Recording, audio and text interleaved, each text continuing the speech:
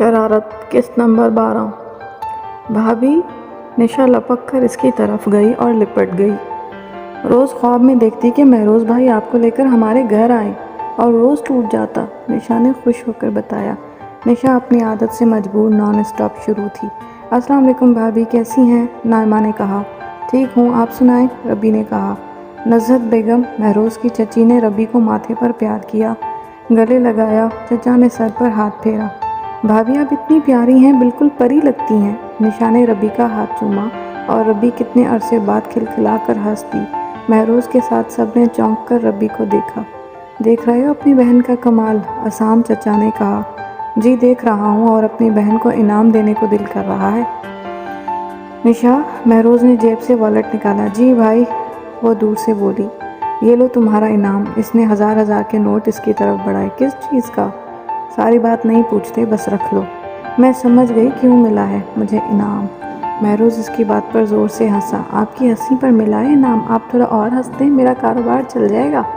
निशा ने कान में कहा और रबी की नज़र के हाथ पर गई।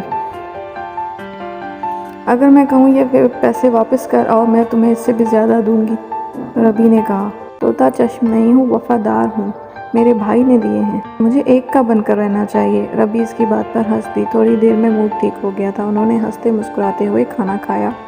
भाई आप सब ड्राइंग रूम में बैठें और भाभी आप मेरे साथ बर्तन समेटने में मदद करवाएं, निशा ने लापरवाही से कहा। निशा, नज़हत ने कहा। इट्स ओके मम्मा, अब भाभी हमारा घर का ही हिस्सा है।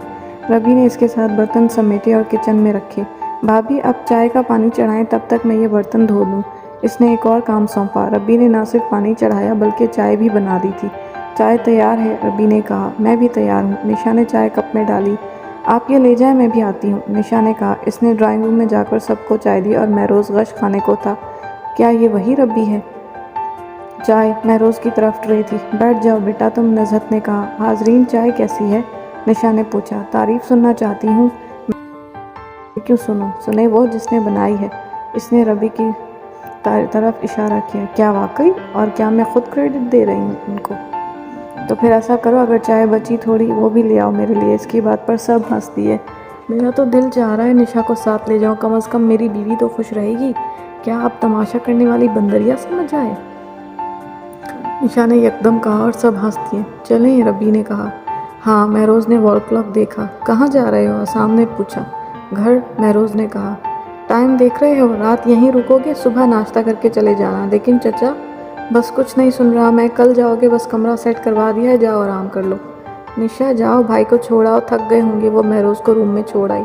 रात का जाने कौन सा पहर था जब वो कमरे में आई। महरोज़ सो चुका था, वो भी लेट गई। थोड़ी देर में आँख लग गई, फिर सुबह ही खुद। क्या हुआ, सुबह सुबह करंट क्यों मार रही हो? महरोज़ कोहनी के बिल उठा। बिना शर्ट के इसके मसल्स नुमायाँ हो रहे थे, किसी बॉडी बिल्डर की तरह। रबी उठकर ड्रेसिंग टेबल के सामने गई। रात तुमने इतनी देर लगा दी आने में, मैं तो सो ही गया। मुझे पता होता तुम हमेशा के लिए सोना चाहते हो, कब की आ जाती। क्यों अपने होने वाले बच्चे को यतीम कर रही हो? महरोज़ ने प्यार से कहा। बच्चा? वो हैरान हुई।